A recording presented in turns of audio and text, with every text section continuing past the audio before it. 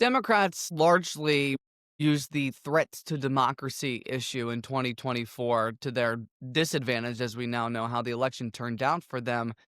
Do you think that they're hypocritical right now, playing into this redistricting effort that Republicans rather had started in California, just passed Prop 50 largely? Are they being hypocritical here? Yeah, I mean, it's a little hypocritical, but it is also, I mean, it can feel a little bit like the fight between the kids and they're like, he started it, no, she started it, right? But the difference is here, we do know who threw the first punch, right? The Republicans did start this. Trump himself going to state legislatures and saying, if you redraw this, we can pick up a few seats, right?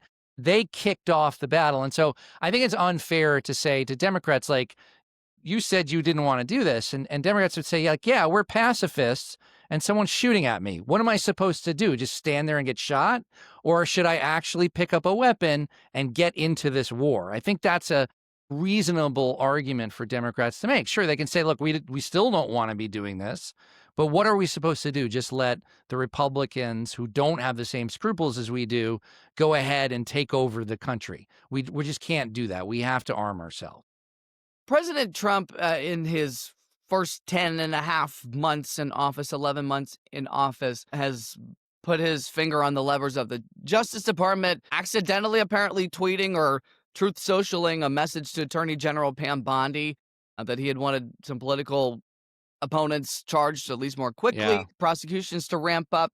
Do you see a world where if Democrats come back into power in the White House, namely, where they might roll back some of these expansions that President Trump has done himself right now to executive power? Or might they say, hey, this is nice. We're in power now, and we can largely make these decisions? Yeah, yeah. I mean, I think we can look to 2020. I mean, Biden certainly restored some of, using either executive orders or just his own kind of conduct, restored some normalcy to the executive branch. I mean, there's a sort of technical, wonky political science answer to your question, which is executive power has expanded over the last 100 years, and it doesn't, you're not really putting that genie back in the bottle.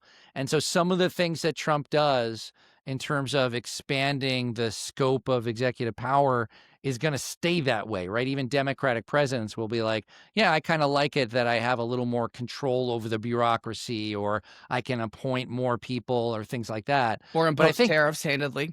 yeah, for sure. Like, and if the courts are letting the president do certain things, I don't know that a Democratic president is going to be afraid of doing some of those things. But I think some of the more particulars, like directing the attorney general on who to prosecute, like that violates a certain kind of norm about separation of powers and branches that I think Democrats are still more likely to go back to respecting than sort of embracing.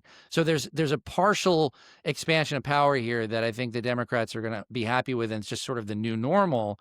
But some of the things that Trump does are not about sort of expansion of executive power. They're breaking the rules, right? And I think Democrats are going to want to restore a lot of those rules.